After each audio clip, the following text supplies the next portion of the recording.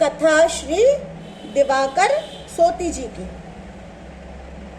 श्री दिवाकर सोती जी श्रोत्रिय जाति के ब्राह्मण श्री दिवाकर सोती जी राम जी के अनुरागी तथा राम मंत्र के उपासक थे। संतों की सेवा में प्रेम था। संत जन आपका बड़ा आदर करते थे। उनका किशोर अवस्था वाला एक पुत्र था। उसके शीतला माता निकल आई।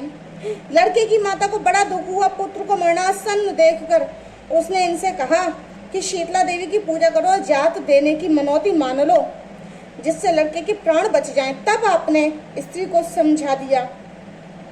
नाना प्रकार के खान पान और वस्त्र दान के द्वारा संतों की सेवा करते देखकर श्री सीताराम जी इनके ऊपर रीझ गए। एक बार इनके पास खर्चे के लिए धन की कमी आ गई। यह देखकर जगदम्बा श्री जानकी जी इनके घर पर आईं। इन्होंने घूंघट में अपने श्री मुख को छिपा रखा था। भक्त श्री दिवाकर जी के हाथ में चांदी के 20 रुपए देकर कहा, मेरे पतिदेव ने ये रुपए भेजे हैं, इनसे आप संत सेवा कीजिए। ये पूजन कर रहे थे। इन्होंने रुपए लेकर सिंहासन पर ही रख दिए और पूछा कि आप कहाँ रहती हैं, अपना परिचय दीजिए। जगन माता ने हंसकर कहा, आपने मुझे नहीं पहचाना, मैं आपके समीप ही रहती हूँ। आप मन में ध्यान करके जान लीजिएगा। ऐसा कहकर श्री जानकी जी अंतर ध्यान हो गई। आपने मंदिर से बाहर निकलकर देखा तो उनका कहीं भी अता पता न चला। फिर लौटकर आपने मंदिर में देखा तो उन रुपयों की विशाल राशि दिखलाई पड़ी। तब आप समझ गए कि जानकी जी ने कृपा की है। उस दिन से आपके घर में फिर कभी संपत्ति की कमी नहीं आई। आपने बड़े समारोह से महोत्सव किया।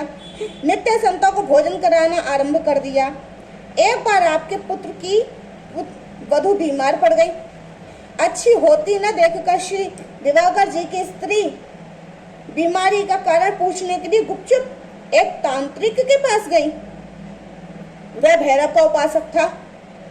यह बात जब श्री दिवाकर जी को मालूम हुई तो आप स्त्री के ऊपर बहुत रुष्ट हुए और बोले, तुझ शरीर की अभक्ता स्त्री को मैं घर में नहीं रखूंगा, तुझे अभी मारकर भगा दूंगा। तुझे भगवान और उनके भक्तों में विश्वास नहीं है। किसी को किसी प्रकार का कष्ट है तो उसकी श्रेष्ठ औषधि भक्त और भगवान का चरणामृत है। फटकार सुनकर वह बेचारी कांप गई और बोली कि मैं तो भोली भाली हूँ, अतः मैं वहां चली गई। आप मेरा अपराध क्षमा करें। इसके बाद स्त्री ने भी अनन्य भक्ति भाव को स्वीकार किया। संत चरणामृत से ही वधू स्वस्थ हो गई।